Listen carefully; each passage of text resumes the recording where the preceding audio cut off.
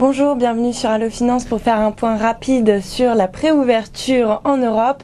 On rappelle d'abord que les marchés américains ont reculé vendredi dernier après la publication de chiffres moins bons qu'attendus sur le front de l'emploi qui confirme le rapport désastreux qui avait été publié jeudi dernier par l'enquête ADP. Le taux de chômage donc a augmenté pour repasser au-dessus de la barre des 9%, tandis que l'économie américaine a créé 3 fois moins d'emplois que prévu, seulement 54 000 créations de postes contre une moyenne de 200 000 créations. Ces indicateurs ont d'autant été plus mal accueillis qu'ils s'inscrivent dans la continuité d'une série d'indicateurs décevants, notamment sur l'ISM. Le Dow Jones a reculé donc vendredi dernier de 0,79% à 12 151 points, tandis que le Nasdaq plongeait de 1,46% à 2732 points.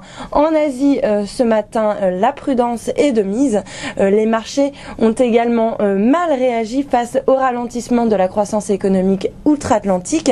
L'indice Nikkei a perdu près de 111 points, soit 1,18% pour clôturer à 9380 points. Sur le front des valeurs à Tokyo, Tokyo Electric Power a chuté de 27,6% après une déclaration du directeur de la bourse de Tokyo estimant que l'opérateur de la centrale accidentée de Fukushima devrait être placé en restructuration sous tutelle judiciaire. La presse nippone a en effet rapporté que TEPCO devrait enregistrer une perte nette d'environ 7 milliards de dollars sur l'exercice 2011-2012 hors dédommagement des victimes de la centrale nucléaire de Fukushima.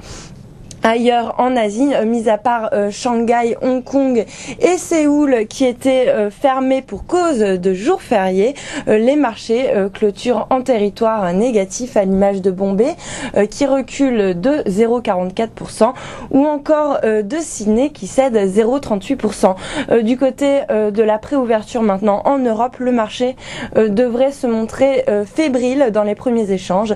La déception sur l'emploi américain étant toujours de mise. Par ailleurs, les investisseurs attendent aujourd'hui des statistiques cruciales, à commencer par l'indice des prix à la production en avril pour la zone euro, mais surtout on attend le discours de Jean-Claude Trichet qui doit s'exprimer aujourd'hui lors d'une conférence à Montréal. D'ailleurs, l'euro, lui, reste solidement ancré au-dessus du seuil des 1,46, précisément à 1,4653 ce matin, profitant toujours du déblocage de nouveaux financements pour la Grèce et d'une relance de spéculation sur une éventuelle hausse des taux européens en juillet, d'où l'intérêt des prix à la production qui seront publiés aujourd'hui.